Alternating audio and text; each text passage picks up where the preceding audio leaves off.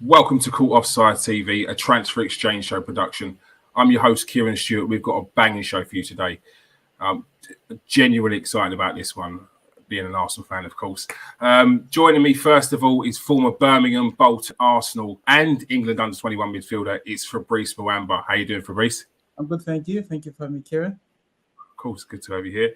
Also joining me on the show is host and founder of the Latte Firm, which was shortlisted for Best New Content Creator in 2021 Football Content Award. It's Faizal Khan. How you doing, Faisal?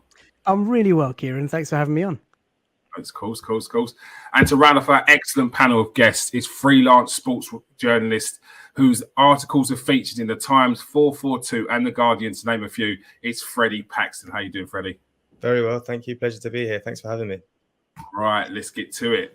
I'm going to go to you first of all, Freddie. Arsenal squad is, some would say, threadbare, quite thin, to say the least. They definitely need to bring in reinforcements, especially if they're going to be in Europe, hopefully next season. Who are you hearing that Arsenal are linked with, or that have serious legs to it? Well, I think the obvious place to start is at centre forward, isn't it? Because everybody knows that that's a pressing need for us now, obviously with Aubameyang leaving in January and Lacazette's contract situation and age factoring into that as well. I think most of us would have seen in recent days more talk about the Benfica forward, Darwin Nunez. Really interesting profile of player, actually. Someone that I'm not going to claim to be an expert on, but have definitely seen play a good few times and have tried to take a little bit more notice of, especially as I saw in January that West Ham were heavily interested in him. And I could see that, being a feasible option just for a number of reasons, really. When you look at his age, the profile fits in terms of the fact that he's 22. Arteta obviously notoriously building a young, exciting squad, and so he fits in that way. And also just the profile of player, he's a real focal point up front, knows where the goal is. He's got a great record this season. Scored a good number of goals. I think he's about 6'1", so really provides a bit of a physical presence, but not exactly a big lump up front. But someone that seems technically sound and knows where the goal is and would fit in quite well, I think. And so that one for me, I think, seems to have legs, and I can imagine that that's a feasible option for Arsenal. Yeah, definitely. Very, very good player. Very highly rated as well. Fabrice, what type of striker do you think Arsenal should be going for? They've currently got Lacazette in there.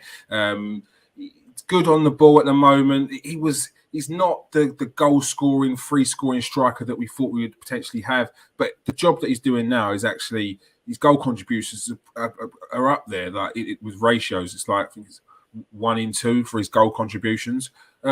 What type of striker do you think Arsenal should go for? Well, if you look at the centre forward at the moment, you've got Lacazette, who like to come for the ball, doesn't really give you that run behind. You've got Pepe, who's an out like winger. You've got Nketiah, he's a hit and miss, not being disrespectful to the lads, but he's not really a finishing article. Martinelli, who's the one that you think, he can do a bit, but he does it in a consistent basis. But if you're going to get somebody, you're going to have to put the money where your mouth is, and centre forward are not cheap at the moment. And those are the positions where you get you into a very good position in the league in terms of finishing the Champions League, in terms of you attracting bigger player, bigger name. And you're going to have to go out and spend cash, You're going to give credit to Arteta because since the departure of Aubameyang, it's almost like everybody he's contributing very well in terms of that goal position way, So if you're going to go for centre forward, you kind of have to get a finishing article. Somebody, I don't think Arteta want to manage an experienced player. When we look at it from outside, they want to get somebody who's in his early 30 that he needs to know. He wants somebody who's in early 20 that he can control in a sense that he is under Arteta's thumb. He can be able to add something to the group rather than take his whole side to the group, and he will grow to the club like that. You don't see them being something out ordinary. For me, Arsenal is about getting somebody who can add something to the team. They've got a good group right now. Got a good group going right now. They've got a few lads who are on loan as well, who you think might come in. Bolongin, I think he is one of the big where you think he has a chance to play for Arsenal, but he has to prove himself out there before he get that opportunity. So Arteta has a way. He has a nice problem because everything so far is working so well in terms of it looked like they're gonna get that 4th position, depending on how they turn the next 4-5 games.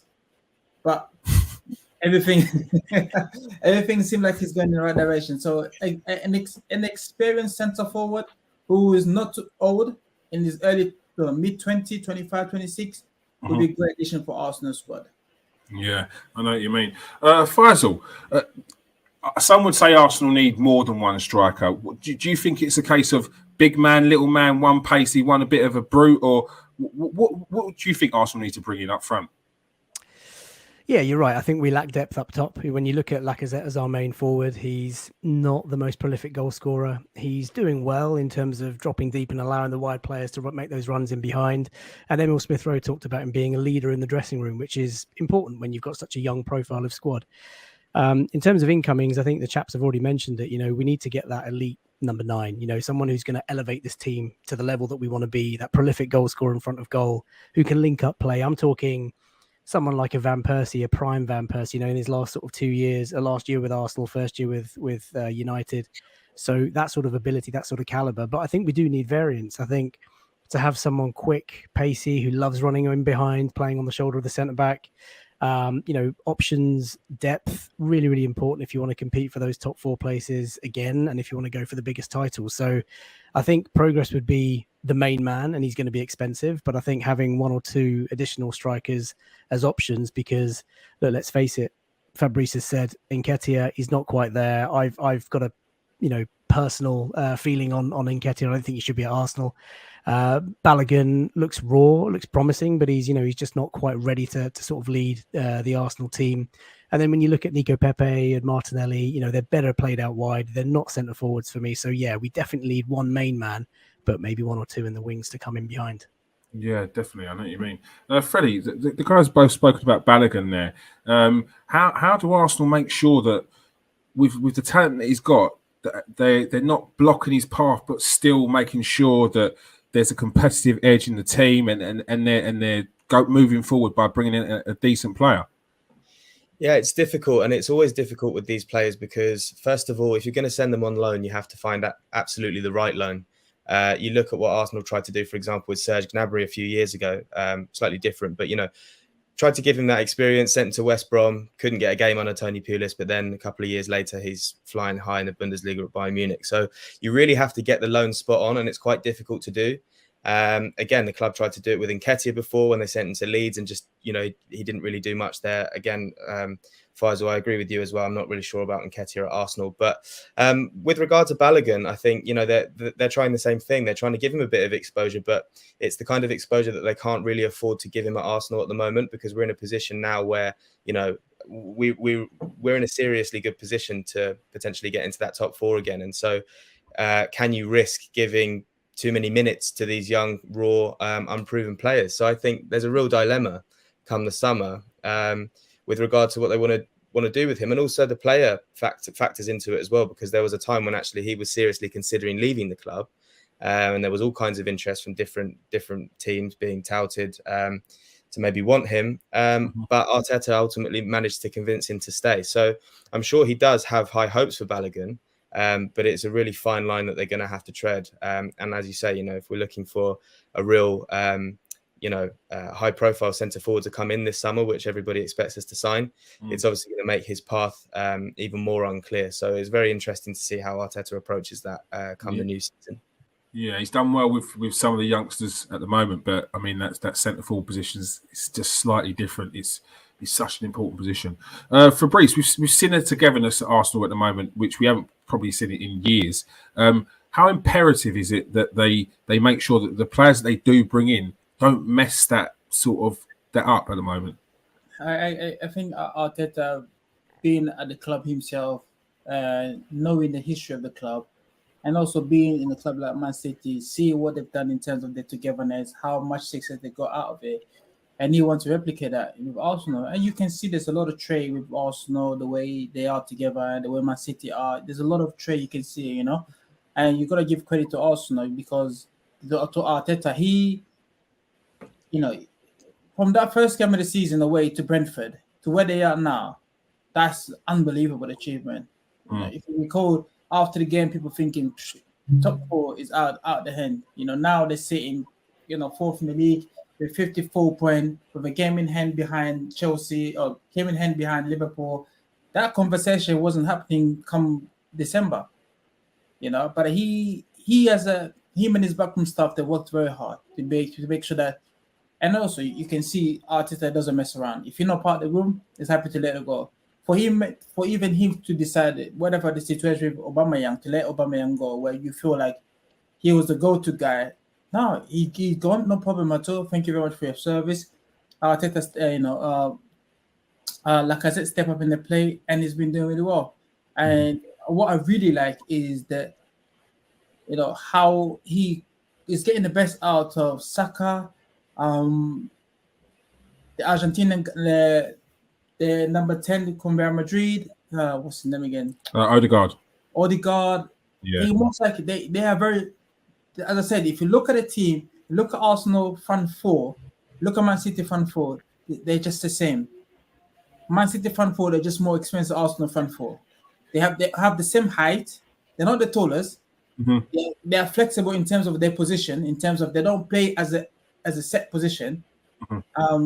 They all work together, and you have to work like that, and that's why you're getting success. And it's been very, very proven that you've seen it every single week. You did a bit of coaching down at Man City, didn't you? How much have you seen that Arteta's bringing in from Man City, or is he adapted it slightly? How close is it to what he was doing at Man City, what he's doing at Arsenal? What you have with Pep has got probably 4 or 5 guys who work with the team in separate group, and then from that group they will spend probably 45 minutes in the classroom learning all the tactical stuff, and they'll go outside and do and you see similar to Arsenal. You know, if you see his backroom stuff, you got the guy who used to be at Man United, and then you've got Steve, who used to be with David Moyes. Those experienced guys, so he knows what he wants to be around, who he wants to be around. And as I said, for me this season, the best game I see Arsenal play, it was the first 45 minutes of the game against Man City at Etihad. That first 45 minutes, Man City had no clue what to do with Arsenal, and that shows that if that's the standard, and if they can bring that to next season and carry that to play 30 games like that, Arsenal have a very good chance to finish even higher than 4th position, because Arteta have laid the foundation, and you're part of the group. If you're not part of the group, you're out of it, and that's what you want to see. And if people need to buy it, you know, and you sit in the, you know, it's giving young players opportunity. And you're gonna have to play for Arsenal. You're gonna want to play for Arsenal. Hopefully, Champions League back to Arsenal, which means you get exposure, which means Arsenal likely to buy more bigger player, you know. So it's all there for them to take it to the next level. Yeah, no, definitely. Faisal, there was a lot of uproar when Arteta got rid of Aubameyang, but it's clear it seems to have been the right decision for both parties, and he stamped his authority. Do you think that any of the other players have been looking around and seen that he's just got rid of not only the top owner at the club, the captain, but the top goal scorer over the last few seasons, and thought, do you know what, I better buck my ideas up? Yeah, do you know, I'm really glad that you asked me that, Kieron, because when Mikel Arteta first stepped into Arsenal, his very first interview, he talked about developing a culture, an environment where it was, you know, everyone was on the same train, same boat, same direction. Well, you know, use all the puns there are. And you've seen how he's done that. He's slowly taken certain individuals out of the squad, let them go, paid them off in some circumstances, sold them in others, maybe loaned 1 or 2 out. And when Aubameyang was the last to sort of go, there was obviously uproar in the Arsenal fan base because he was such a prolific goal scorer, led us to our trophy a couple of years ago at Wembley under Mikel Arteta. And he, of course, you know, his goal scoring record has been fabulous. But let's not forget, the last sort of 6 to 12 months in an Arsenal shirt hasn't been great for Aubameyang. He was largely out of form, quite isolated when he was playing out wide, and it just wasn't working out. And sometimes, Kieron, a player just needs a change in environment. You know, as Arsenal fans, we've got no ill feeling towards him. He served us well, but to break the club rules when you're the club captain and you're earning the most at the club, to break the rules repeatedly, there's got to come a point where the manager says, look, it's my way or you're out. And unfortunately, he's paid that price. And I think, to answer your question, I do think the players look at Arteta and think, you know what? We have to be fully behind this guy. And if we don't go his way, then we could also face being sort of shipped out. So, look, I love Arteta for it. At the time, I was anxious because we only had Lacazette and we only had Nketiah. But now looking back, it's worked out for Aubameyang. He's having a wonderful, wonderful time in Spain.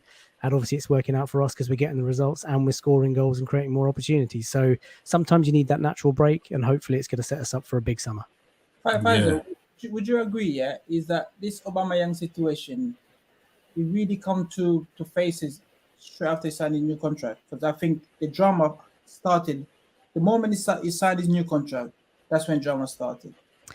Yeah, something happened, Fabrice. I mean, obviously, look, he signed a new contract at a time when we wanted him to sign a new contract. And of course, he'd led us to an FA Cup. Then, of course, the Community Shield win against Liverpool. It was the right thing to do at the time. And we gave him a lot of money because we had other players at the club who were commanding so much money. Then Arsenal fell into the trap that we've always had where we give our best players or high paid players the captain's armband. And he just didn't live up to it. Maybe the pressure, maybe life away from football. There was rumors about his mother being sick and all that sort of stuff. He had malaria, he had COVID. These things really impact a player's mentality. And the other thing, Aubameyang's a showman, right? The rapport that he has with fans, he's happiest when there are fans in the stadium and he's showing his ability and he loves to celebrate with the fans.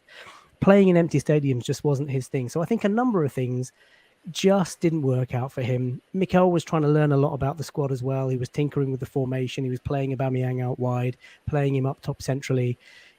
I think he just fell out of love with Arsenal and London. It just wasn't working for him. And yeah, you're right. I think ever since that contract, ever since that cup win, something went wrong. But of course, we'll never know, I suppose.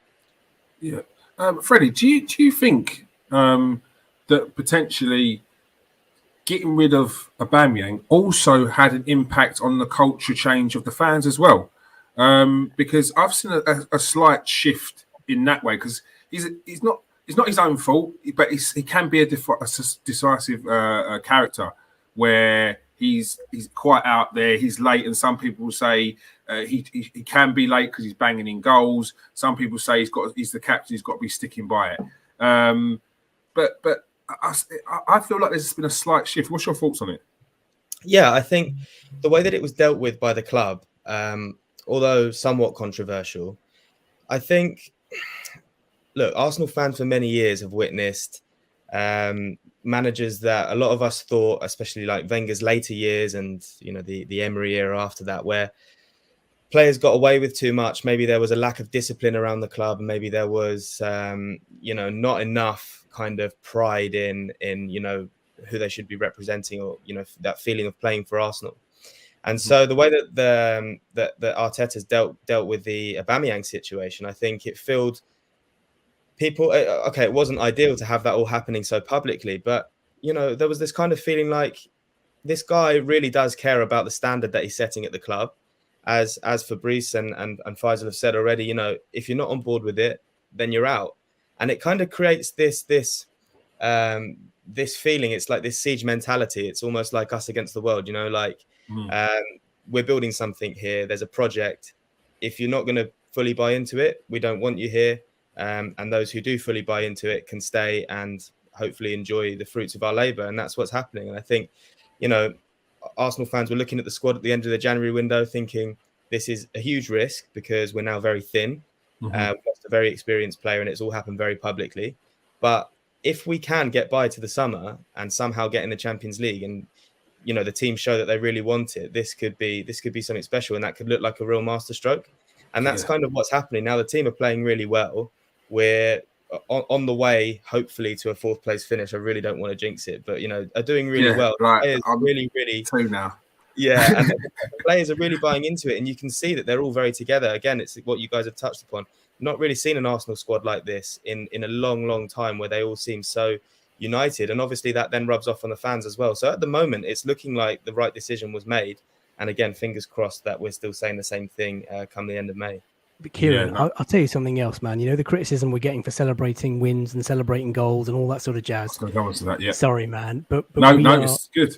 people are taking note, right? They are seeing this Arsenal squad, the youngest squad in the league. They're seeing this coach who's never coached before, the youngest manager in the league, and we are doing bits. You know, with the camaraderie between the team, the rapport we've got with our fans. Arsenal fans used to be divided, but all of a sudden, you know, 99% of us are with Mikel, and the Arsenal are coming, and there's nothing these teams or clubs can do to stop us, and they hate that. And so I love it. Yeah, I love being hated. I love being hated again, We because are back, before they baby. didn't care. They were taking the mick out of us. Now we're hated for a reason, because they're scared. They're scared. That's it. Love to see it. You love to see it. Fabrice, did you ever get accused of over celebrating in your day? I didn't score many goals. I couldn't celebrate. I can't tell you.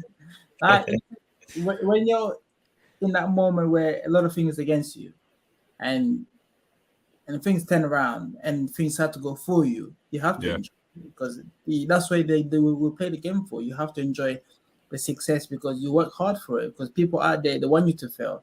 And so many people at the moment right now, they're happy that Man United are not doing particularly well, and people are happy that Arsenal are doing well. So there will come the time where United turn things around. United fans will be happy again, and you know, a lot of things happen. So when your teams are particularly moving in the right direction, and it seems like Arsenal are moving in the right direction, they've got the right men in the chair, they've got a squad who's doing particularly well. You have to celebrate. If you have to be optimistic about the future, because as I said before in the beginning of the show, is that I wasn't sure about Arteta, especially after that first game against Brentford. I'm thinking this is a tough one. This is going to be a long season, but look at them. Look at them now. Look how things have turned out to be now. So he got them to play the right football, entertaining football. They play really well, very much in line to what Arsenal's all about. You know, very much in line to the one-touch football, the interchange between the line. You're finding the space in midfield. That's what Arsenal's all about, and they're actually doing it without even really thinking too much about it. And just credit to Arteta and his backroom staff, the work that they've been doing, and the fan now buying to it. Because as I said before, I wasn't sure after that Brentford game. They're thinking this is gonna be a hell of a season for Arsenal, but November, December, they were incredible. January, so for me, I'm very much, I've said I'm very sure. I'm hoping I'm right, but I'm thinking Arsenal, that's fourth spot is for them to lose. Really, I don't see anybody who's gonna come to Emirates outplay Arsenal. You know, the only team that outplay Arsenal is Man City and Liverpool. Those are the two teams have come to Emirates and have actually give Arsenal a real tough time. Not where they'll come to Arsenal, they'll beat Arsenal 6 or 4-0. No, it's actually, if they're gonna win, it's 2-1, it's 1-0. It shows the gap is going. You know, it's getting smaller, and then who knows what's gonna happen next season. Yeah. Freddie, another position that they potentially need is central midfield. What type of midfielder do you think they need to bring in? Because they've been playing Granit Xhaka at an 8. It seems slightly awkward, not as mobile as you want in the number 8. What type of midfielder do you think they need to bring in? Yeah, well, I think Partey's filled, now that he's playing as well as he is, he's kind of filled the need that we had for that number 6. And so they're really looking for a partner in a more traditional number 8 sense, a more progressive player next to him that's a bit more comfortable higher up the pitch. And as you said, with Granit Xhaka, there's times this season, especially in recent weeks, where it looks like sometimes he's playing almost like, you know, behind the striker, because he is so far up the pitch, Xhaka. But, you know, as you said, a little bit laborious. He's quite slow. Doesn't really have a right foot, and so they'll be looking for somebody who's comfortable on the ball, who again is more of a traditional number 8 in that sense, and a player that keeps popping up is Reuben Neves. I know for sure that it's a player that Arteta admires. I know that it kind of divides opinion, because you know he's maybe not everybody's first pick, but if they're looking for somebody to come in and have an instant impact, somebody that they know and maybe can trust would hit the ground running, obviously because he knows the league. That's somebody that potentially I think the club, I wouldn't be surprised if they start to look at again. I mean, I don't know that for sure, but they've definitely held interest in the past. You could say that about a lot of players, I'm sure, but they've definitely looked at him. I think he's one of those players as well that strangely feels like he's kind of been around forever. But Reuben Neves, if I'm not wrong, is only like 25 still. So he's still yet to enter his prime. Been doing it at the top level for a while. And I just see him as that kind of as a more natural fit than somebody like Granit Xhaka. Obviously, we're using more out of necessity at the moment, but that kind of player, I think, is what we'll be looking at.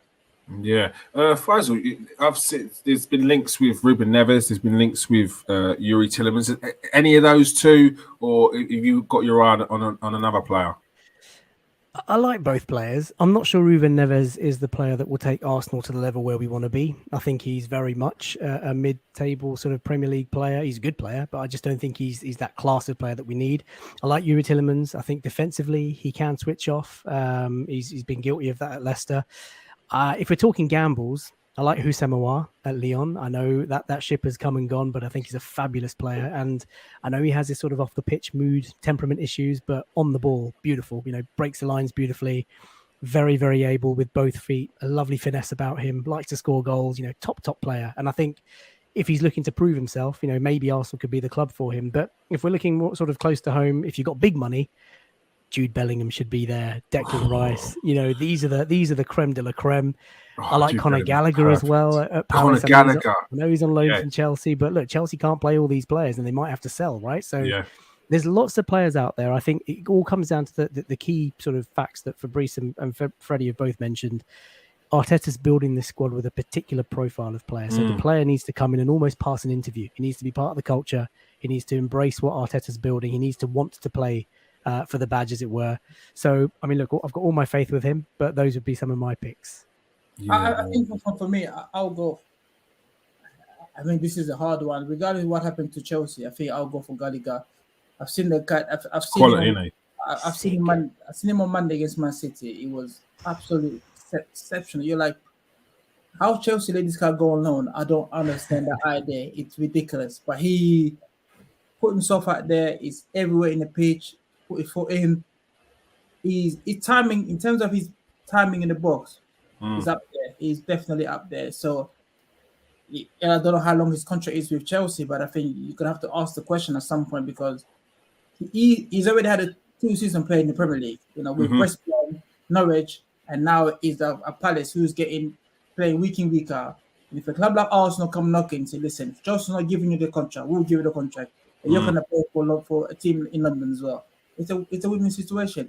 It's hard, but if you don't ask, you don't get. So I think for Jude, you've got to throw the cash. If you want him, you're gonna have to pay. He's a dream. That is a dream. A pipe dream, maybe. Look at us just swooning. They're like, oh, Jude Bellingham. Like, we've got about 50p to spend, and we're thinking about Jude Bellingham. It's great. Arsenal get the Champions League. That conversation might happen. That conversation to Gallagher might happen because what? If you tell Gallagher you want to stay at Crystal Palace, yes, but you're going to play the Premier League, or you're going to come to Arsenal, you're going to play in the Premier League, you're going to play in the Champions League, you're going to play FA Cup, you're going to play Carling Cup. You have all this option. What do you want to do? That Champions League, it's a suite that everybody wants to have. So, and do you know what, Fabrice? He's got legs, man. He's not just about on the ball. Distance covered. He runs all day long, and that's the sort of player you want. That's the sort of player I think Arteta wants. Someone who can press and work hard off the ball. Yeah, I remember watching him down at Charlton, and that was a few years ago, and he was awesome then. I was just like, who is this kid? My mate was like, oh, it's Conor Gallagher, who's on loan from Chelsea. It's like, another one Chelsea are loaning out. But he's just gone on leaps and bounds, gone to Swansea, West Brom, as Fabrice was saying, and now at Crystal Palace. And he's further up the pitch as well, getting goals, and he's now in the England team. So I think we should carry that on. And I'd definitely take a Conor Gallagher all day long. Before we go, I want to touch on one of our star players, Freddie. Arsenal, there's rumours that are going about that Arsenal are going to increase Bukayo Saka's contract to 125 grand a week. Fair price for the little Chile. 100%. I think you've got to give him what he wants. He's proven that he's not only worth holding on to just because he's a product of Hale End and has been at the club since he was 7. It's because he's one of the best players in the league, one of the most promising youngsters in world football. He knows what it means to play for Arsenal. He's really kind of representative of this new era that Arteta's bringing about. And I think you've got to give him what he wants. Arteta, one of his great strengths, and I know this from speaking to agents of players that have joined the club, is that he knows how to sell the project. And there's been many a player that have spoken to him, have been convinced to join over other potentially more lucrative offers. So I think it will be the same in this case when he's selling the project to players when maybe trying to extend contracts, you know. And I think it's easier as well when you've got a player like Saka who's already part of it and who really embodies what that whole project is, and he's got a chance to be the main man for many years to come. So I think, you know, especially if we get in the Champions League, I don't think it will take too much convincing. But, you know, regardless, I really just maybe it's blind optimism as an Arsenal fan, but even trying to separate myself from that, I just really can't see that Saka leaves, especially to a rival. I just think he will extend his contract. Faisal, you're smiling up there. You feel like it's happening. There's no way he's going to Liverpool with the rumours that are going about. Not happening. Hey, listen, the threat's always there, right? I'm smiling because, like all Arsenal fans, I love Bukayo Saka. Everything about him is so wholesome. You know, his personality, the way he plays on the pitch. He's such a nice boy. When I see him on TV, I sit there like a proud dad. Like, Bukayo, just come to me, man. I want to give him a hug. But he's everything that's pure about football. You know, I love the way he plays. I love his, like I said, his personality, and what Arsenal have done with him from a very young age is fabulous. And I think, you know, without, you know, like Rio did that to Ole, give him a blank check, let him write down the numbers and just give it to him. That's what I feel like doing to Bukayo. But look, he's a young boy. He still has a lot to learn. He still has, you know, he's still going to develop physically, and he's going to, you know, with experience, become more intelligent. So he's not the finished article. And I think Arsenal should bear that in mind when they offer him a contract and give him. I mean, look, Fabrice is going to know much more about contracts and how they work, but give him something that he can work towards and give him something that gets bigger as he gets better and older. But for sure, Bukayo Saka, star boy, love him, and I hope he stays for life. Yeah, you know it. Fabrice, is there a danger that he could have too much too soon if Arsenal go silly and panic in giving him, say, 150 plus? Or is 125 grand a week fair for what he's done so far and the talent that he is? No, listen, Kieron, Bukayo is level-headed kid. He seems like he doesn't know much about anything else but just playing football, you know. 20 years of age, he's represented England in every single age group, from the under 16 to the men's senior team. He's one of the players where, if you look at it in terms of the footballing side, it's a great for Arsenal because he comes from the academy. In the commercial side of it, it's great because he's a London boy and he's loved by everybody. So that's 2 and 2. You can't deny this, you know. And the more he plays for Arsenal, if Arsenal being exposed in the Champions League, his value keep going up and up and up commercially, because all of a sudden it's not just a Bukayo Saka of Arsenal, but it is international Bukayo Saka, you know. And what I like about this kid, he's just very humble. You don't hear anything bad about this. No, and nobody say a bad thing about this kid. And that's credit to his family and his background. You know, may not continue because he is an integral part of the Arsenal squad. If Arsenal want to go on to do really well, you know, it's only had 87 appearances for Arsenal since he's breaking to the first team, and he's only 20 years of age. So he's got another. I'm hoping, Brad, another 8 or 9 years to be at Arsenal and to break many records and to stay there for a very, very long time, because he's a fabulous footballer with so much to give to the game and so much to offer, both on and off the field as well. Yeah, definitely. And it's not just about his value or the stock rising for a sell-on fee.